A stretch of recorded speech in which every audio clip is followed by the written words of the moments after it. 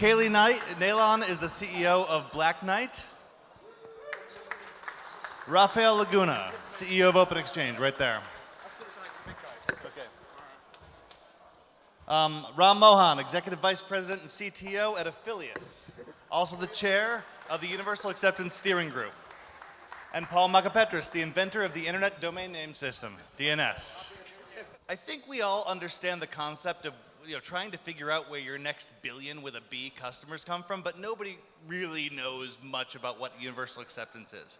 And I would like to start us out by asking Ram Mohan to explain a little bit about what we're talking about with universal acceptance in the context of telling a story of .info. Sure. So 2001, my company Affilius started up .info, and we thought it was the coolest thing since sliced bread, right? And we had great pickup in the marketplace at that time, and we had a few 100,000 folks who came up and bought .info domain names. And we were a 3-person startup company. I was employee number 2 in the company. And literally about 3 or 4 weeks after we started selling domain names and selling .info top-level domains, we had our phones just ringing off the hook. My emails got clogged with folks saying, I can't use this thing anywhere. I can't even register for an account. At that time, Yahoo Instant Messenger was extremely popular, and folks are saying, I can't sign up for Yahoo because I'm typing in my email address .info, and it's not working. In fact, it's coming back with a message that says, are you sure you don't mean this name at info.com, right? And my job was to help figure out what to do.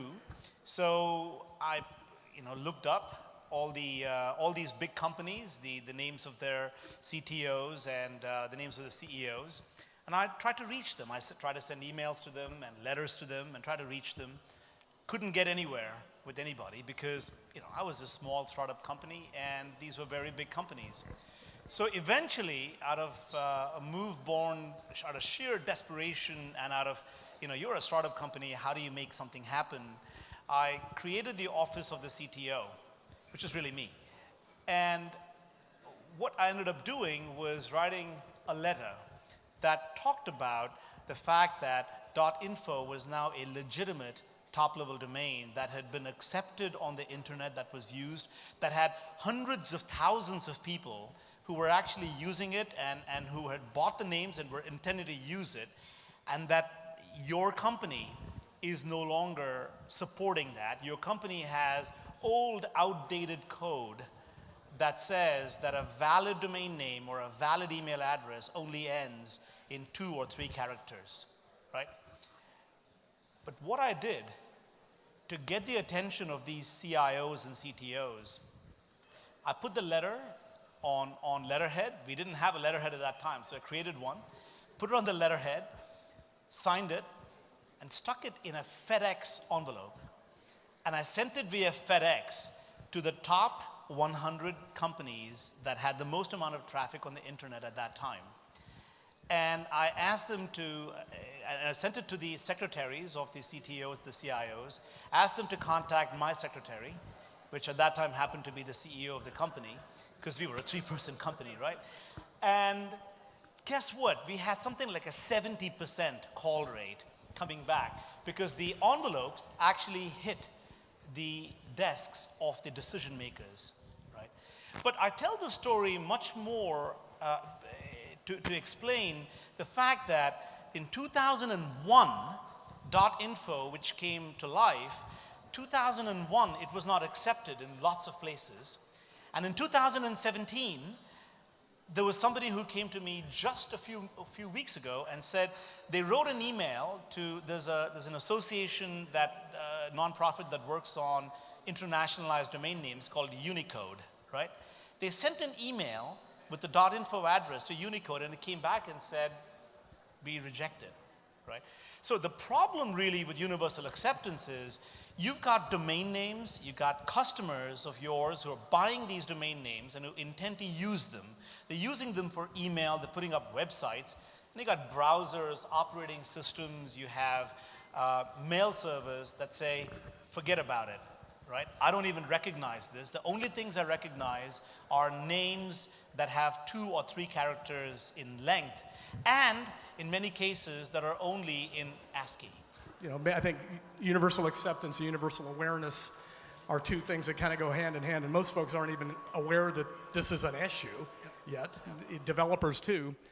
So I think the next billion are going to come on through that, and I think whether it's IDN, whether it's Unicode or Punycode or whatever, I think that there's going to be a lot of small businesses who really want to represent themselves, or people that have, you know, ideas, which are the folks that have been buying the 270, you know, million domain names that are actually registered today, that want to be able to do it in their local language because they usually do business with people that are in their backyard or down the street or in their local community. So I think in that respect, it's important. I don't think it's 1 billion people. If you think about how long domains have been there, and there's only 270 million that have been registered so far, so it'll be very interesting to see how those next billion come on. The big barrier is that we're still talking in jargon. I mean, the talk tonight is about universal acceptance. I mean, what the hell is that? You're talking about IDNs. I mean, how many people in the room even here know what an IDN is? What's EAI and why do you care? What's Unicode? Does my mother care? No, she doesn't give a damn. She just wants to be able to sign up online, use a service, and get on with her life. And that's what we want to be striving towards, I suppose, making things simpler, easier. I mean, as Blake says, I mean, you know, being able to get yourself online in whatever way is comfortable for you. And if that's getting a simple web presence, or if that's being able to write an email in your native language, well, that's cool.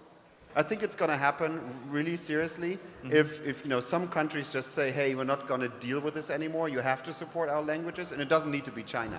You know, it can be any other country outside the US, because we all have funny letters, right? We all have funny letters. We have funny letters, and there's different levels of complexity. You know, right to left is probably the hardest you can get. Don't dream of these things. The numbers look great in a spreadsheet, but in reality, that's not going to happen.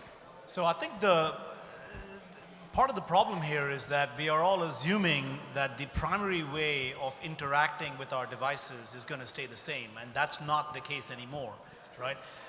Voice is becoming a significant new factor, and I think that has a potential to be transformative for languages and for folks who do not have the literacy to go take a keyboard that is in English and then has 5 overlays on it, right?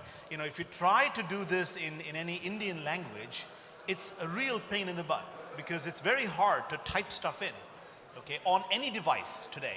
But if you can simply speak into it and it understands, and it's with some level of machine learning, whatever, it's able to convert that, then I think that opens up email, that opens up domain names in a way that I think is tremendously transformative. And I don't think we've seen anything close to what the potential of that is. Now, the problem underlying that is, okay, you've solved the first layer, which is input, right? How do you get devices to recognize the domain names or the email addresses? The question is, will that translate across the internet? Will it actually have fidelity? If I have an email that's in Hindi and I send it across to Blake and it gets to him, I more or less am certain that his spam filter is going to sit there and say that's junk and just trash it, right? And that's that's another kind of a problem that has to be resolved. You know, I think the real question is, if we enable these things, will they come? If I talk to the other end, not the consumer end, if I talk to a business and say, hey, in order to be on the internet, in order to have universal sellability of your product, if I'm an ice cream manufacturer and I want to sell around the world, how many different domain names do I need to do that? And will my sales go up if I have internationalized domain names, or is Ben & Jerry's good enough for it? I'm sorry. You know? There's some new stuff going on, right? You get, I mean, Blake, maybe you've seen it, or Michele, you've seen it, where there's emojis, and there's this supposed demand for emoji domain names, right? And that's an interesting thing, because that falls right into what what Marco Petrus here was saying. You've got something that says that this is what's legal, and then you have the world saying, hey, I'm communicating using a different medium now, and I demand and I expect that that medium be available online, and I can express myself online, right? To me, that's a pretty clear example of the importance of universal acceptance at the infrastructure level. Because what's the point of having an emoji domain name, supposing it was even legal, if it wouldn't work? But if everything that we had in our platform today was universally acceptable, right? And we still have to scale on the internet. We still have to get to other players. And it's an interoperability question, which means that everybody in the ecosystem, and if you compared it to IPv6, and if you remember, it's got to be 6 years ago when we had IPv6 Day, where we actually had a bunch of players, both Yahoo and Microsoft and Google, and a bunch of the big companies basically said, we're going to turn everything on IPv6, and we're just going to see if this shit works. Right?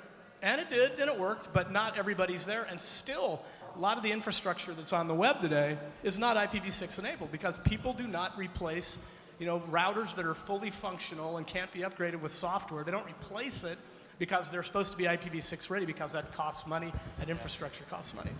And I think if you went back to email when we had some pretty bad spam problems, and I think that there was a couple of big companies, again, the same that I mentioned, was Microsoft, Google, Yahoo, a couple of other big ones, got together and said, hey, we're going to put together some sort of universal capability of our interoperable systems to be able to filter and identify whether a mail came from the person that was marked in by that domain. Everybody said, yeah, that makes a total lot of sense. Let's just go do it because the economics make sense. And right now, it's not clear that in the domain name business generally, that the economics for extended TLDs, for IDNs, et cetera, are actually making sense. .com still sells at a premium. Or I should say, still trades at a premium in the aftermarket.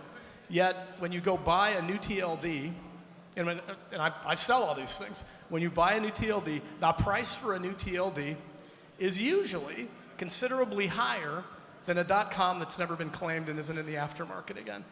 And that economic inversion is actually, I think, doing more to slow the growth of TLDs. And there was a recent registry that just increased prices by 3,000% in 1 year because they didn't like the way the economics were working out.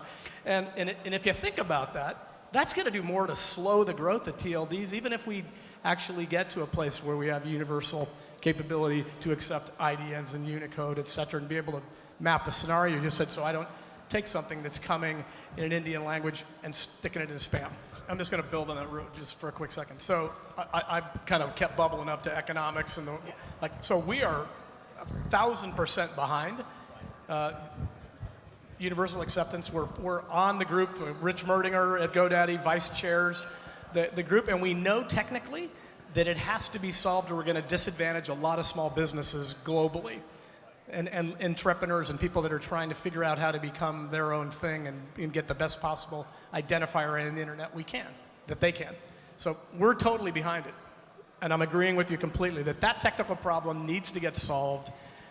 This is a great place to talk because we've got a bunch of tech people here. I think there's other economic problems that we've talked about as well that kind of go hand in hand with it to really explode it into the question, which is where the next billion users come from. But if we don't solve the problem, the technical problem, it's not going to matter whether the economics get solved or not. The issue for us is somebody comes to us, small business, buys a domain name, gets hosting, has email, goes to sign up for an online service, and then they can't sign up. The form doesn't accept it, the email bounces, and they're back to us, and it's a customer service issue. I think we ought to go ahead and call it and thank our panelists for a great time tonight. Thanks so much. Thank you.